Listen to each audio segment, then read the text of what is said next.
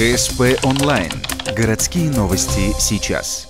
Среда, 11:00. Парад колясок. Интересно, что детских транспортных средств за антуражем практически не видно. По Октябрьской улице двигается необычная колонна. Здесь и фиксики, и пароход, и русская печка. Несколько Мойдодыров и даже Змей Горыныч. А еще Комифлаг и Чум с оленями. Маршрут лежит от сервиса до парка культуры и отдыха. У Мамаевых он получился чумовой.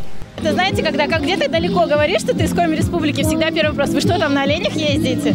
Поэтому как-то олени сами собой сразу в голову пришли, первая ассоциация. Ну, потом уже к оленям уже придумали чум, а дедушка нам помог это все воплотить, нашу мечту, и вот такая получилась у нас коляска.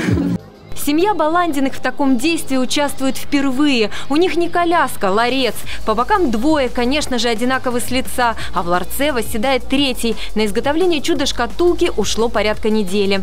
Ну, сам мультик по себе знаменитый, интересный, добрый, светлый. И не сделать его было бы обидно для мультика. Идея пришла вместе с мужем. Мы рисовали, все вместе делали. Он на работе вырезал это все. Ну, ребенок немножко капризничает. А так настроение хорошее, хорошая погода. Номинаций всего 4. Чудесный край, национальный колорит, мультяшные истории и славен город своими мастерами. В первую очередь жюри оценивает оригинальность, зрелищность и, конечно же, безопасность. Семья Зардиновых для своей коляски выбрали весьма необычный образ. И это не случайно. Но это Громозека из мультика «Тайна третьей планеты». Вообще самый лучший родитель, на мой взгляд, должен быть.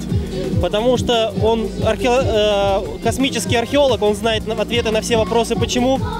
У него 4 сердца, он любит детей, и у него мечта всех родителей 6 рук.